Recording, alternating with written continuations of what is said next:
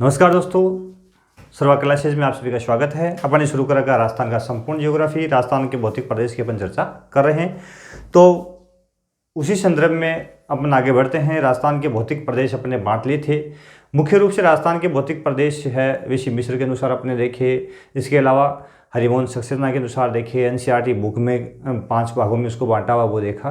तो मुख्य रूप से राजस्थान को 4 भौतिक प्रदेशों में बांटा हुआ है। उसका विस्तृत अध्ययन अपने बारी बारी से एक एक प्रदेश के हिसाब से शुरू करेंगे। ठीक है, तो राजस्थान को यदि भौतिक प्रदेशों की बात अपन करें तो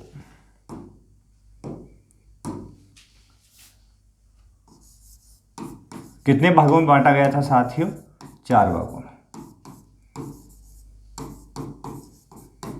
राजस्थान के भौतिक प्रदेश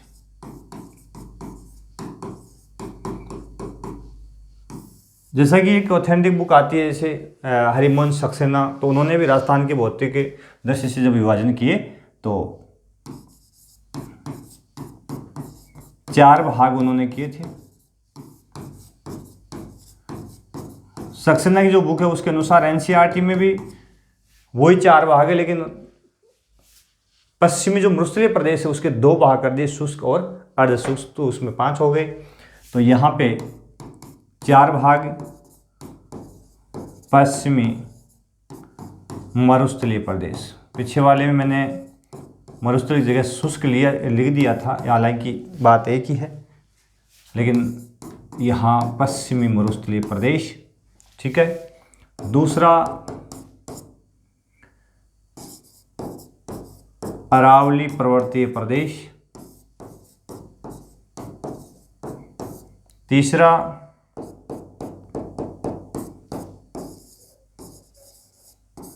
पूर्वी मैदानी प्रदेश।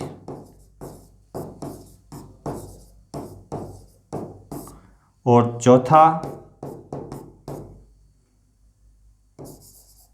दक्षिणी पूर्वी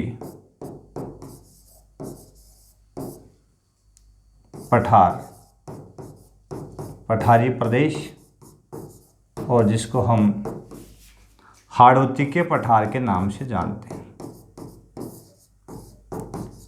हाड़ौती का पठार इसको अपन कहते हैं। ठीक है, तो मुख्य रूप से कितने प्रदेश हो गए? 4 प्रदेश। पश्चिम मरुस्थलीय प्रदेश, अरावली, पूर्वी मैदानी प्रदेश, दक्षिणी पूर्वी पठारी प्रदेश। इन 4 भागों में इसको बांटा हुआ है। तो आज अपन चर्चा करने वाले हैं किस भाग की?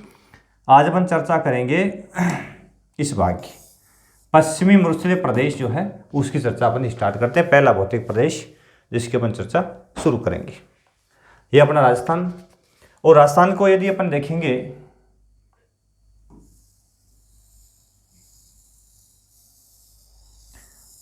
मानचित्र थोड़ा सा अपन एडिट कर लेते हैं और उसके बाद में इसका विभाजन अपन शुरू करते हैं।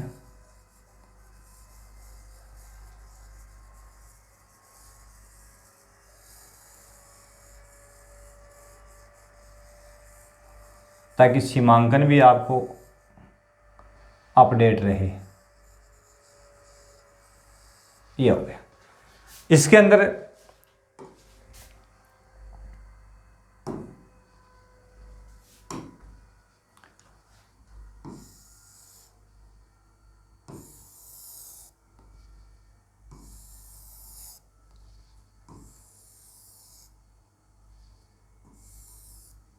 ये 4 भाग है। राजस्थान को भौतिक दृष्टि से कितने भागों में बांटा गया? 4 भागों में। ये जो भाग आपको नजर आ रहा है, हालांकि इसके मैंने 2 भाग कर दिए। ये हो गया पश्चिमी मरुस्थलीय प्रदेश,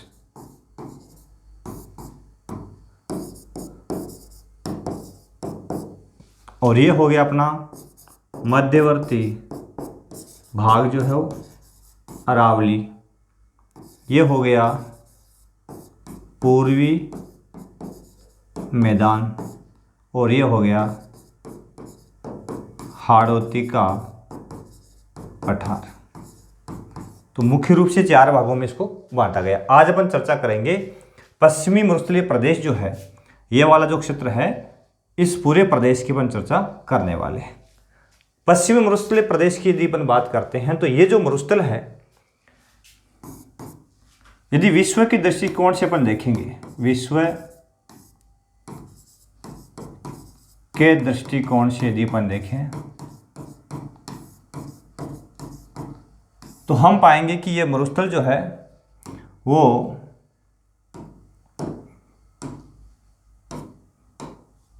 ये मरुस्थल जो है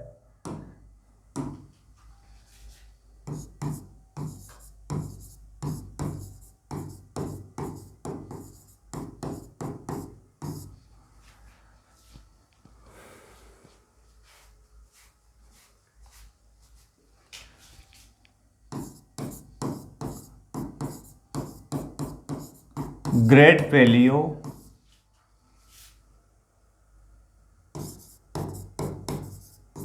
आर्कटिक मरुस्थल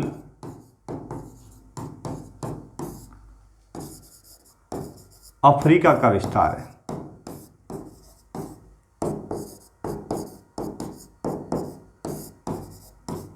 किसका विस्तार है? अफ्रीका का। ग्रेट पैलियो जो आर्कटिक मरुस्थल है उसका ये पूर्वी भाग है, और ये ग्रेट पैलियो का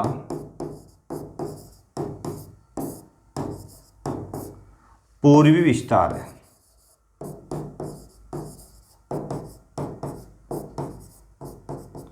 पूर्वी विस्तार है, ठीक है। और अब ग्रेट पैलियो जो मरुस्थल है, यदि उसकी अपन चर्चा करते हैं कि ये मरुस्थल है कहाँ, तो अफ्रीका महाद्वीप की ओर अपन चलेंगे तो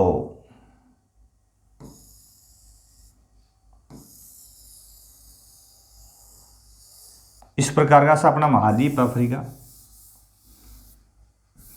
थोड़ा सा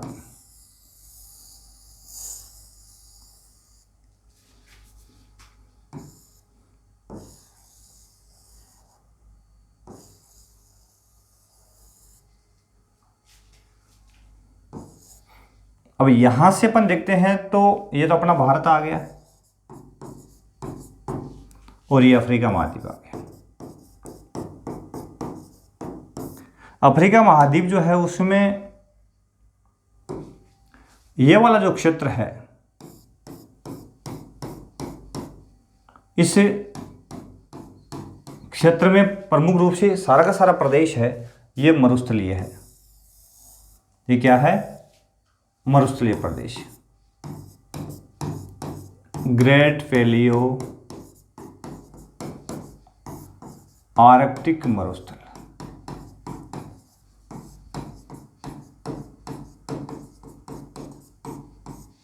ठीक है, यहां पे इसका दूसरा नाम सहारा का मरुस्थल या रेगिस्तान। ठीक है, इसमें ये जो भाग है इसको, इस प्रदेश को कहते हैं अरब का मरुस्थल। यहाँ पे Arab country, Iran, Iraq, Saudi अरब, कुवैत, मस्कत आदि आदि यहाँ अरब कंट्रीज पाई जाती है। यहाँ आ गया अपना, इस भाग में यदि अपन चर्चा करते हैं तो यहाँ आ गया अपना भारत और पाकिस्तान में, यहाँ आ गया थार का मरुस्थल।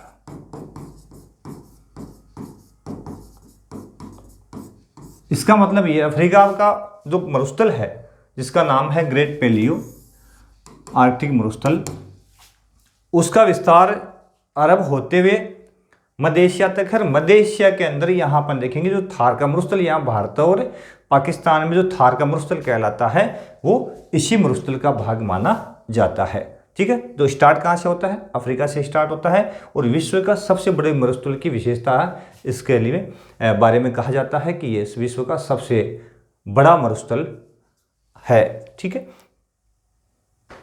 इस मरुस्थल की अपन चर्चा कर रहे हैं, तो ये जो मरुस्थल है अफ्रीकी ग्रेट पैलियो का भाग ही है, उसका पूरी विस्तार है। यदि भारत का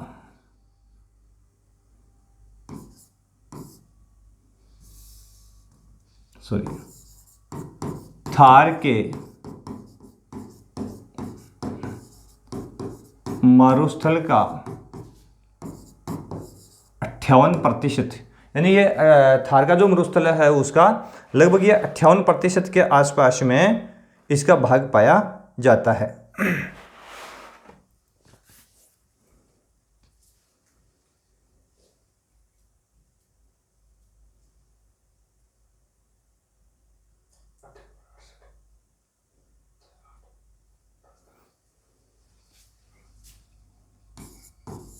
58.68%। तो ये राजस्थान के अंदर जो थार का मरुस्थल है वो 58.68% फैला हुआ है। यानी थार के मरुस्थल की अपन बात करें तो थोड़ा सा सस्पेंस था, तो 58.68% भूभाग पर फैला हुआ है थार के मरुस्थल का। और यदि राजस्थान के अंदर और संपूर्ण राजस्थान जो है उसके यदि भौतिक प्रदेश की बात करें तो संपूर्ण राजस्थान के ये जो भाग है वो राजस्थान के कितने % भाग पर फैला हुआ है?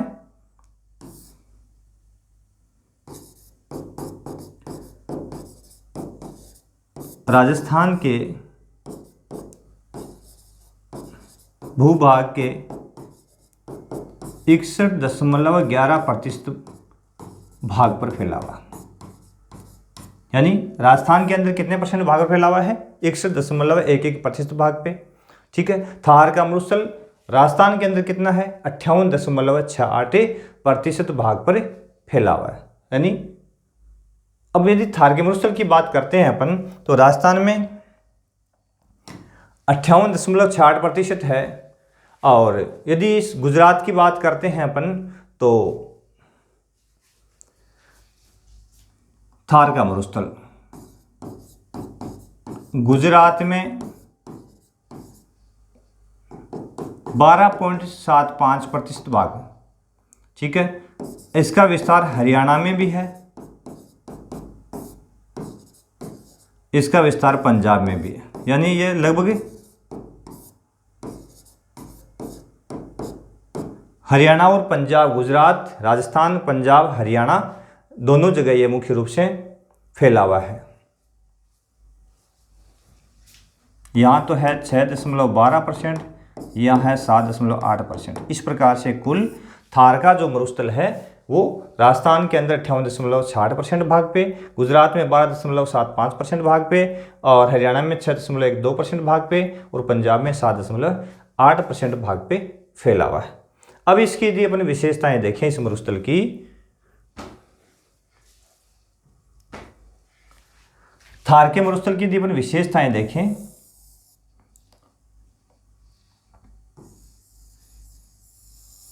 पश्चिमी मरुस्थलीय प्रदेश की यदि अपन विशेषता देखें तो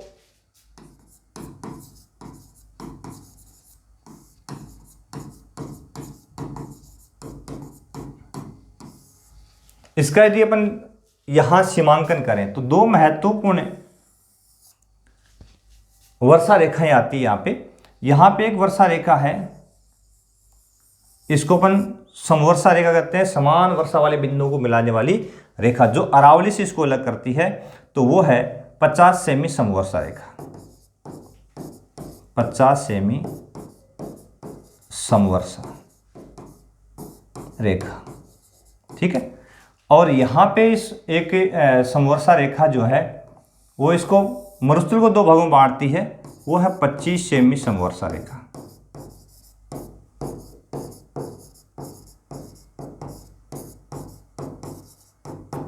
ठीक है, उसके बाद में इसके सारे यहां पे एक समवर्षा रेखा है, यह है 10 सेमी समवर्षा रेखा। ये तीनों रेखाएं बड़ी महत्वपूर्ण है। अब देखिए पाकिस्तान और इस मरुस्थल की सीमा के साथ साथ में कौन सी समवर्षा रेखा है? 10 सेमी। तो 10 सेमी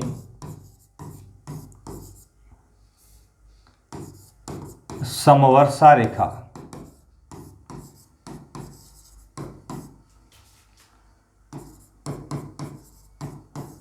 पाकिस्तान सीमा के, तो 10 सेमी समवर्षा रेखा पाकिस्तान की सीमा के साथ साथ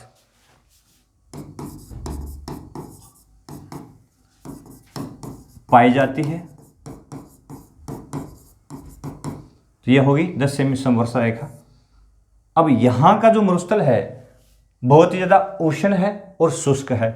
तो यह जो उष्ण और शुष्क मरुस्थल है यहां वाला, यानी ये 10 सेमी समवर्षा रेखा के साथ साथ में ये जो आपको मरुस्थल नजर आ रहा है इस सीमा के साथ साथ में, ये बहुत ही उष्ण और शुष्क है। तो इसको कहा जाता है महान भारतीय मरुस्थल। महान भारतीय मरुस्थल, ठीक है, इसी भाग को कहा जाता है। दूसरी समवर्षा रेखा अपन देख रहे हैं 25, कौन सी है ये 25 सेमी समवर्षा रेखा। तो 25 सेमी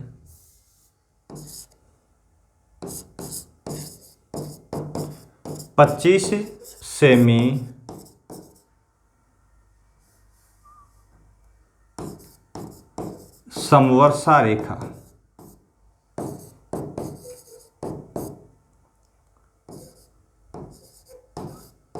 पश्चिमी मरुस्थल को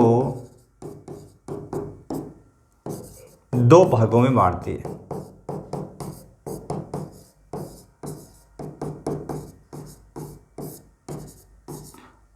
कितने में बांटती? दो भागों में बांटती। कौन कौन सा भाग हो गया? यानी ये 25 सेमी समवर्षा रेखा है, ये वाली, ये इसको दो भागों में बांटती है। ये तो हो गया पश्चिमी शुष्क मरुस्थल और ये हो गया अर्ध शुष्क मरुस्थल, ठीक है। तो किन दो भागों के बाद? पश्चिमी शुष्क मरुस्थल व अर्ध शुष्क मरुस्थल में, ठीक है। तो दो भाग हो गए इसके, यानी 25 सेमी समवर्षा रेखा इसको ही दो भागों में बांटती है। तीसरी समवर्षा रेखा यहां पे मैं यहां नोट कर दूं, तीसरी वाली यहां पे है 50 सेमी समवर्षा रेखा, ये वाली। तो 50 सेमी समवर्षा रेखा इसे, यानी इस मरुस्थल को बाकी राजस्थान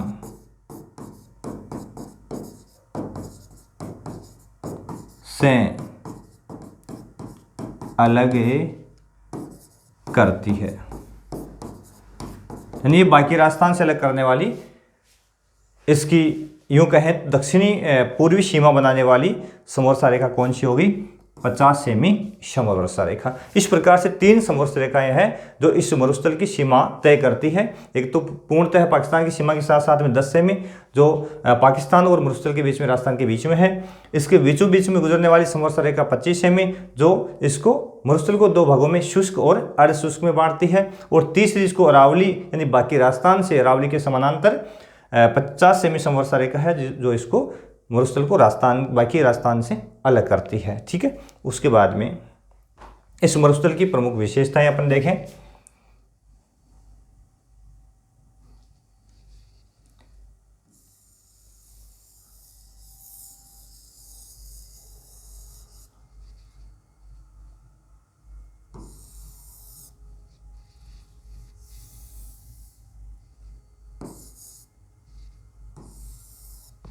ये पश्चिम मरुस्थल, इसकी विशेषता देखें तो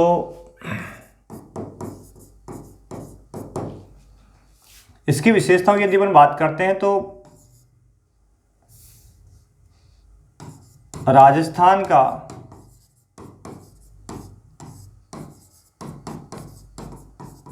सबसे बड़ा भौतिक प्रदेश, राजस्थान का सबसे बड़ा भौतिक प्रदेश है, ठीक है, क्योंकि ये राजस्थान के कितने % भाग में फैला हुआ है? 61.11% भाग पर फैला हुआ है। यह है राजस्थान के 61.11% भाग पर फैला है। ठीक है, उसके बाद में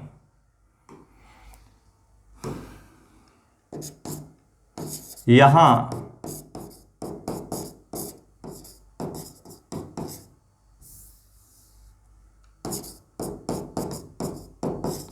राजस्थान की 40% जनसंख्या निवास करती है।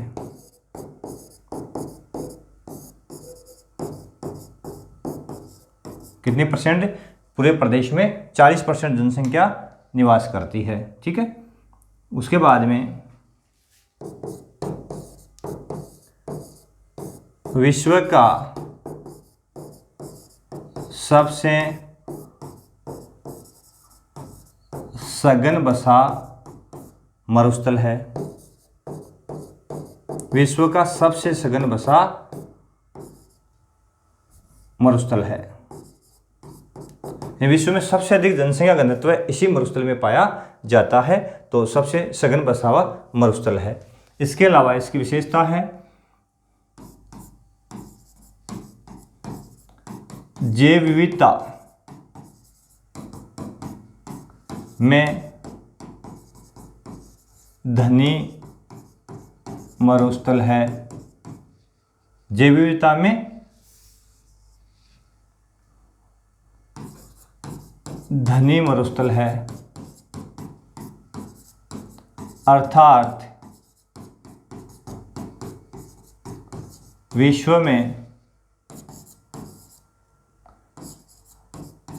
जैव विविधता में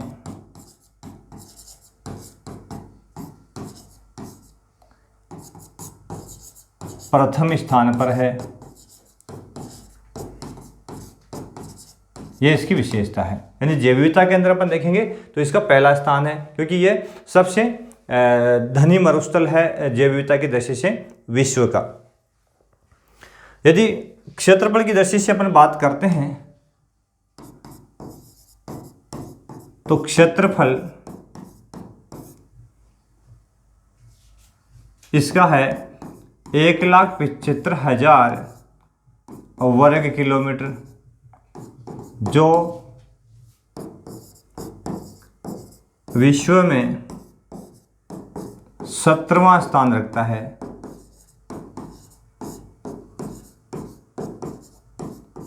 यानी इसका क्षेत्रफल कितना है? 1,75,000 वर्ग किलोमीटर, जो संपूर्ण विश्व में कितना स्थान रखता है? कौन सा स्थान रखता है? अपना 17वां स्थान रखता है। किसमें? क्षेत्रफल की दृष्टि से। फिर यदि अपन अन्य विशेषताओं की बात करें इसकी, कि इस मरुस्थल के अंदर यदि अन्य विशेषता अपन देखेंगे तो यहाँ की यदि मिट्टी की बात करते हैं तो यहाँ पर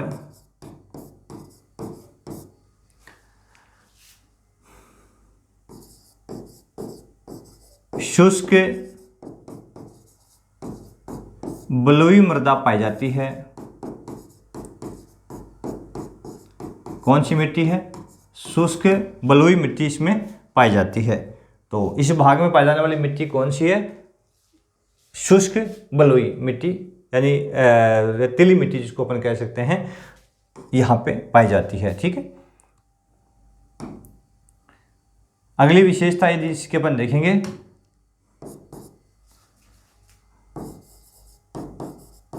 खनिज संसाधनों में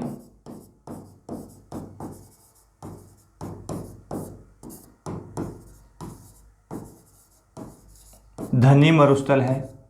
यानी यहाँ विभिन्न प्रकार के खनिज पाए जाते हैं, विशेषकर जीवाश्म ईंधन।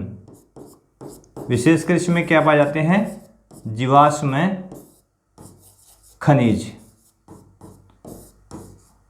प्रमुखता से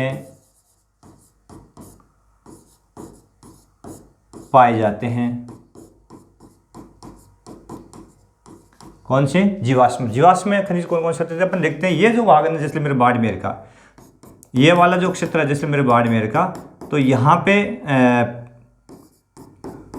प्राकृतिक गैस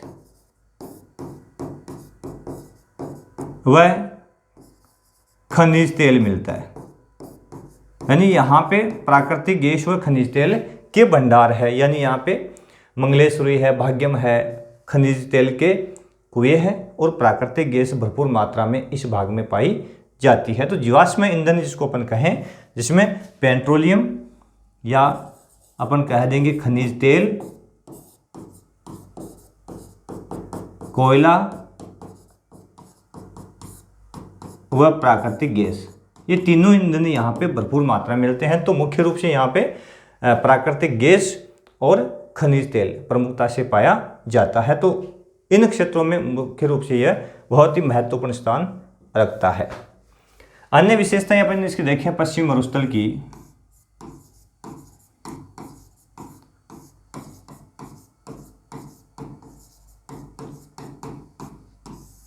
तो अन्य विशेषताओं की चर्चा अपन करें तो देखो क्या है और अन्य विशेषता इसकी।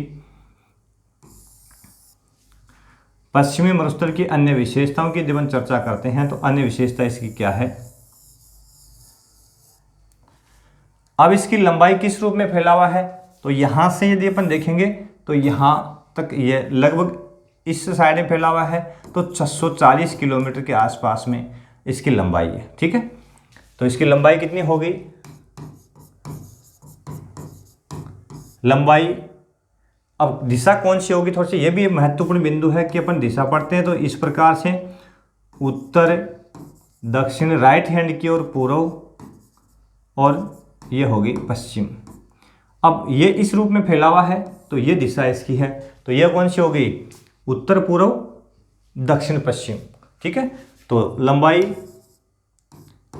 दक्षिण पश्चिम से उत्तर पूर्व 640 किलोमीटर है। ठीक है, 640 किलोमीटर। यदि इसकी अपन चौड़ाई की बात करते हैं, चौड़ाई, अब चौड़ाई किस ओर है, इस साइड में इसकी चौड़ाई है। ठीक है ना, तो ये कौन सी हो गई, उत्तर पश्चिम से दक्षिण पूर्व, उत्तर पश्चिम से दक्षिण पूर्व 300 से 360 किलोमीटर के आसपास है। तो ये इसकी लंबाई और चौड़ाई, तो यानी इस ओर से 640 है और इस ओर से ये लगभग 300 से 360। अब दो इसमें क्यों है, क्योंकि ये यहाँ से तो काफ़ी ज़्यादा चौड़ा आपको नज़र आ रहा होगा और यहाँ से ऊपर से थोड़ा और भी संकरा पाया जाता है। तो इसका विस्तार देखें तो लंबाई चौड़ाई वैसे फिक्स इसकी है नहीं। अन्य विशेषताएं यदि अपन देखेंगे इसकी साथियों, तो अन्य विशेषताओं में जैसे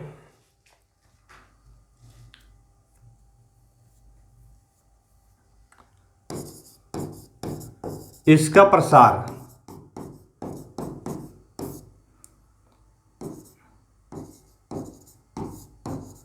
पश्चिम से पूर्व की ओर हो रहा है,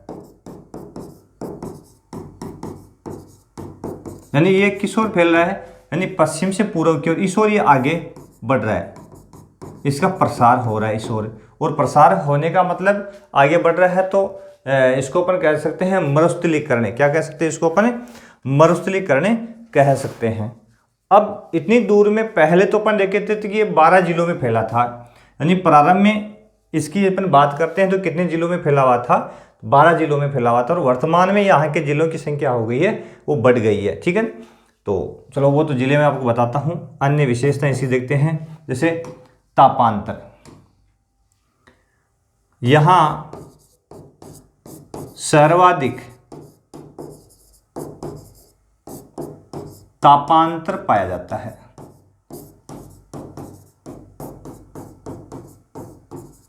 तापांतर का मतलब होता है कि एक दिन में वह समय जिस पर दिन का उच्चतम तापमान होता है और एक वह समय जब दिन का न्यूनतम तापमान होता है, दोनों का जो अंतर होता है उसको तापांतर कहा जाता है। तो अपन देखते हैं इस मरुस्थलीय प्रदेश में जब यदि वर्ष की बात करते हैं, वार्षिक तापांतर की यदि अपन बात करें, चाहे दैनिक तापांतर की बात करें, तो वार्षिक तापांतर की बात करते हैं तो इस भाग में मई जून के महीने की अपन बात करते हैं।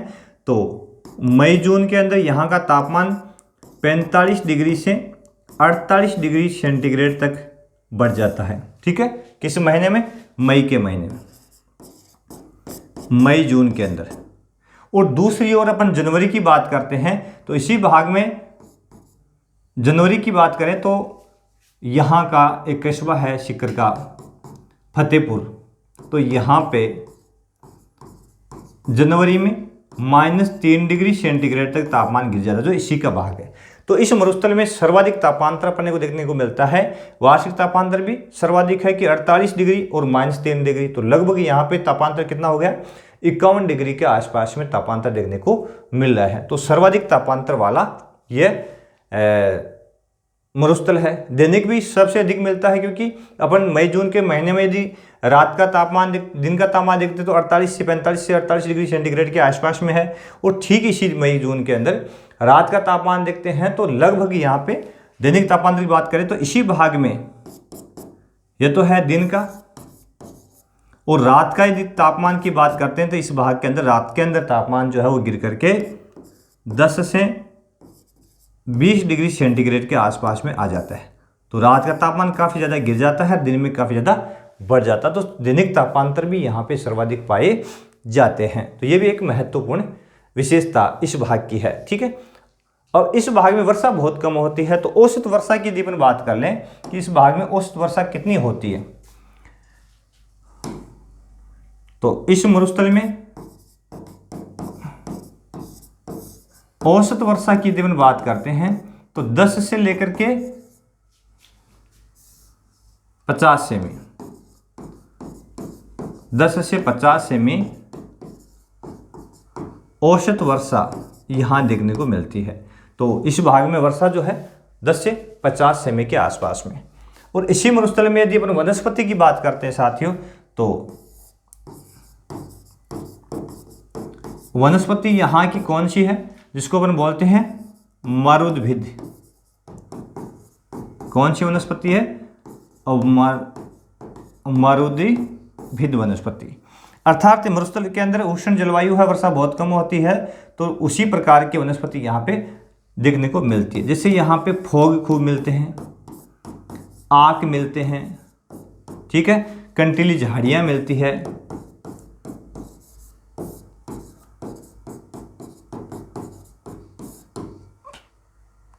कैक्टस मिलता है,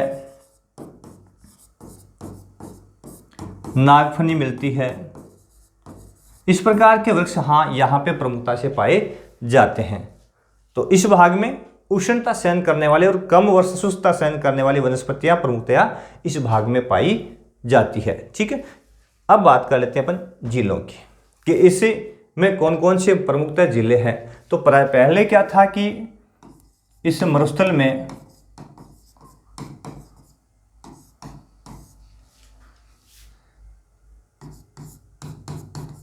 जिलों की अगर बात करें तो 12 जिलों में ये फैला हुआ था, कहीं 12 आते हैं, कहीं 13।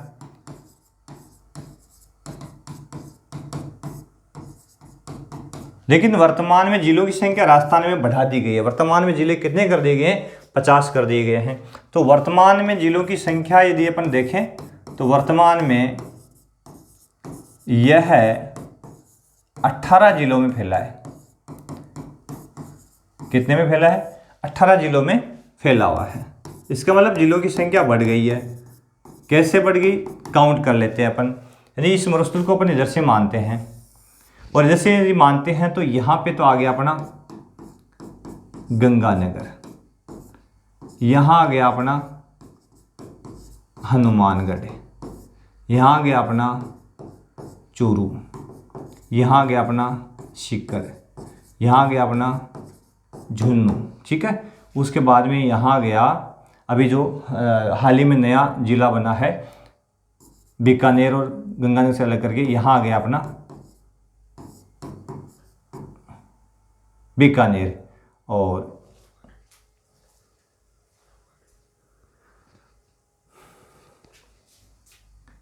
यहाँ आ गया अपना नागौर, और यहाँ आ गया अनूपगढ़, सॉरी याद नहीं आ रहा था, अनूपगढ़, ठीक है। उसके बाद में यहाँ आ गया अपना जैसलमेर। फिर जोधपुर के 3 भाग हो गए, जोधपुर शहरी, जोधपुर ग्रामीण और फलोदी, ठीक है। अब ये आ गए और यहाँ पे आ गया पाली। उसके बाद में यहाँ आ गया बाड़मेर। बाड़मेर का एक अलग कर दिया गया है बालोतरा। यहाँ आ गया अपना जालौर, जालौर से अलग कर दिया सांचौर, ठीक है। तो जिलों की संख्या यदि अपन देखें तो यहाँ पे लगभग कितनी हो गई है, देखिए काउंट कर लेते हैं, इनकी संख्या अपन डाल देते हैं। यहाँ से शुरू करते हैं, हनुमानगढ़ से 1, गंगानगर 1, हनुमानगढ़ 2, चूरू 3, झुंझुनू 4, सीकर 5, बीकानेर 6, अनूपगढ़ 7, नागौर 8, जोधपुर 9, जोधपुर ग्रामीण 10, फलोदी 11, पाली 12, बालोतरा 13, सांचौर 14, जालौर 15, बाड़मेर 16 और जैसलमेर 17, ठीक है। और उसके बाद में कुछ भाग यदि अपन देखते हैं तो नागौर आ गया अपना, पाली आ गया, जोधपुर आ गया, सांचौर आ गया, जालौर आ गया, बाड़मेर बालोतरा आ गया।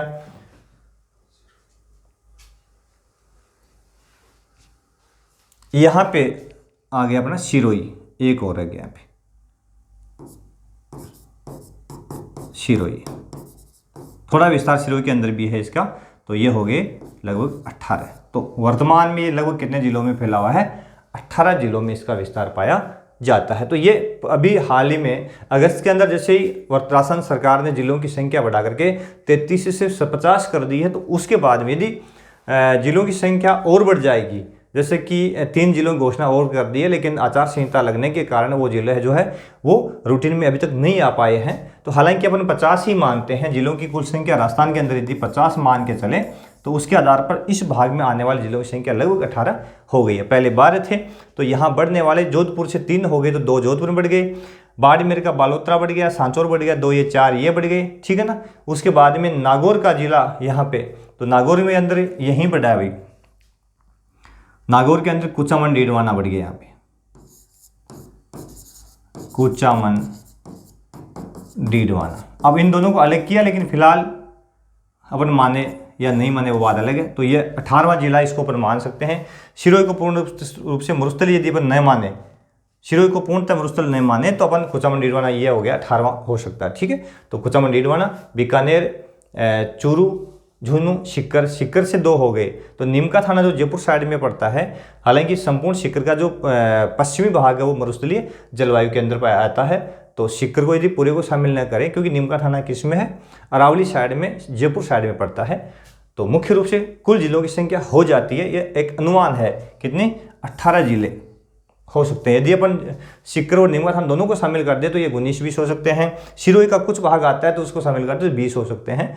तो लगभग निश्चित अपन कह नहीं सकते इसके अंदर, तो 18 से 20 जिले इसमें देखने को मिलते हैं। तो ये कुल जिलों की संख्या इसमें पाई जाती है। तो ये महत्वपूर्ण विशेषताएं थी अपने पश्चिमी मरुस्थलीय प्रदेश की। अब आगे अपन देखेंगे कि इसको कितने भागों में बांटा गया है, 2 भागों में बांटा गया है।